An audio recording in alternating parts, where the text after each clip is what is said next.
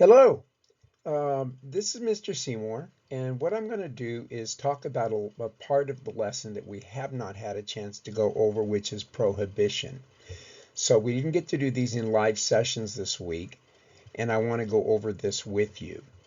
Uh, the prohibition is the period from 1919 to 1933 in which alcohol, the sale, manufacture, and distribution of alcohol was prohibited. And so that's why we need to know about this period in history. Let's start by considering this question. Do you think that banning things actually works?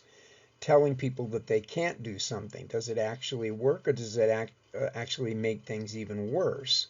And you can consider alcohol like we're talking about right now, or you could also consider um, today marijuana would probably be the closest thing that you can associate with alcohol prohibition.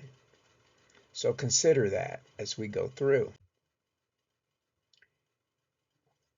Today, what we're going to do is understand how prohibition came about in the United States so that we can analyze the patterns of reform that occurred during the progressive era. And we know we've got it when we can identify the causes and effects of prohibition. So here's the 18th Amendment.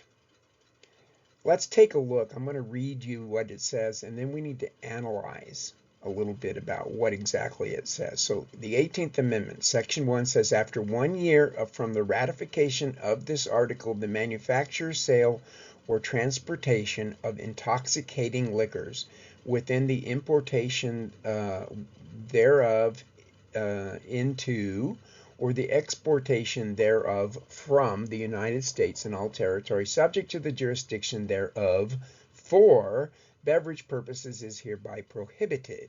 Section 2 says Congress and the several states shall have concurrent power to enforce this article by appropriate legislation.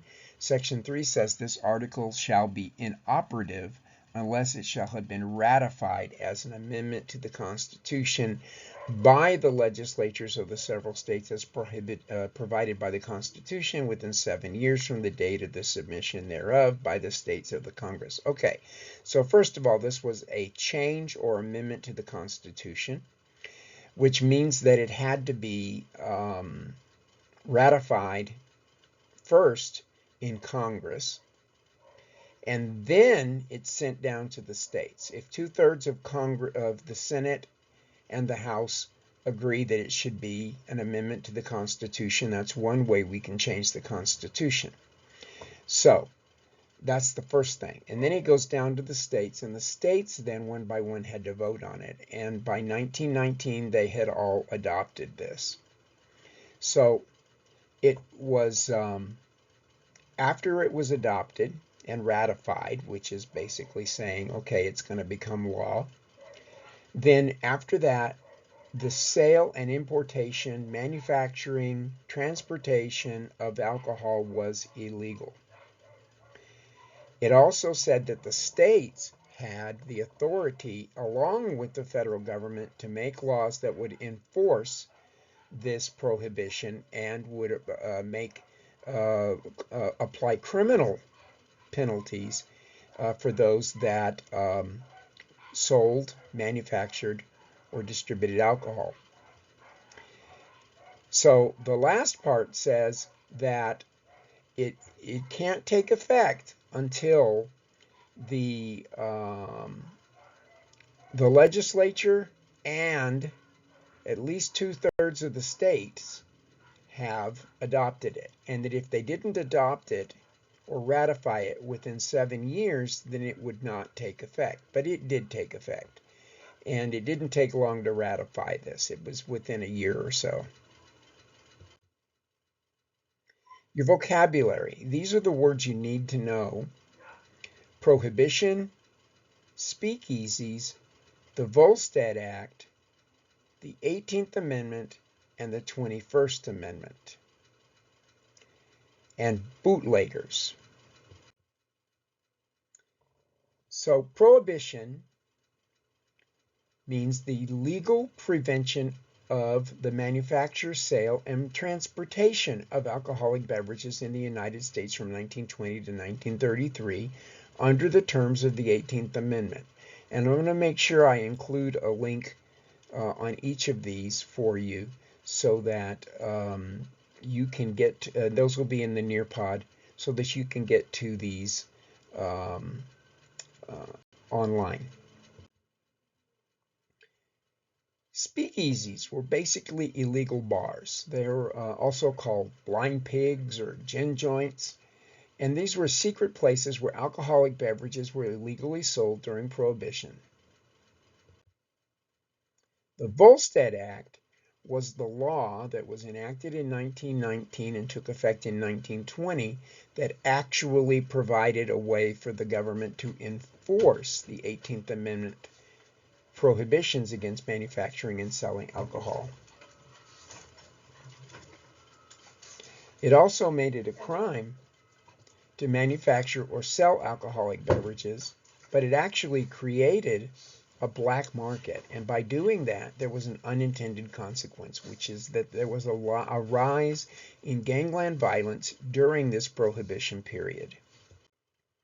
So the 18th Amendment was the change to the Constitution that was ratified in 1919 that made the manufacture, distribution, transportation, and sale of alcoholic beverages illegal. But in order to enforce this change, a law had to be made at the federal level, and then new laws were made at the state levels. So this law was the Volstead Act, which enforced and applied criminal penalties to making, transporting, or selling alcoholic liquor or beverages. The 21st Amendment from 1933 ended prohibition. This is the only time when an amendment was made to the Constitution and another amendment was made to undo the original amendment. So the 21st Amendment in 1933 to the Constitution officially repeals federal prohibition, which had been enacted through the 18th Amendment adopted in 1919. Bootleggers are people who illegally manufactured, distributed, and sold illegal alcoholic beverages on the black market. So this was popular and unpopular at the same time. Groups all across the United States were seeking to get Congress to pass a law that banned alcohol, believing that it was the cause of many acts of crime, violence, and other bad behavior. They succeeded in 1919 with the passage of the 18th Amendment that banned making, selling, or drinking alcohol. Despite this, just as many were against the idea of banning alcohol, which led to many going to speakeasies and buying liquor or alcohol from gangs and moonshiners, or people that basically made alcohol in their bathtubs and out in the hills and their backyards and wherever. The 21st Amendment would overturn prohibition in 1933. So the last part to this lesson is a little gallery walk, and I'm going to include this in the Nearpod. What it is in the next several slides, we're going to look at some posters from the Prohibition era, and some will support Prohibition and others will be against it. And what I'm going to ask you to do is use your social studies skills and what we've learned today about Prohibition and the repealing of Prohibition to analyze the posters and to answer questions about them and to put those answers into the chart that will be at the end on the Nearpod. All right, so let's take a look. So we've got this one. Will you back me or back booze? Vote yes for Prohibition. This was basically World War I, and you'll have to see. Basically, it's encouraging people to vote for the Prohibition, the 18th Amendment, And it's saying that it's a patriotic duty and encouraging people to vote yes. And this one is saying no beer, no work. So let's, I think you can figure out whether it's pro or con. It's interesting. This one says wet or dry. Vote wet for my sake, which is big business, the brewer. Vote dry for my sake, which is the mother and her children. So you can see which way this is trying to get you to vote. And then what I want you to do is go in and tell me on each poster, was it for or against, and what were the clues, or how did you know whether it's for or against? I think you'll be able to justify your answers on this. And that is the end of the activities for this particular part of the lesson. And thank you very much for your time.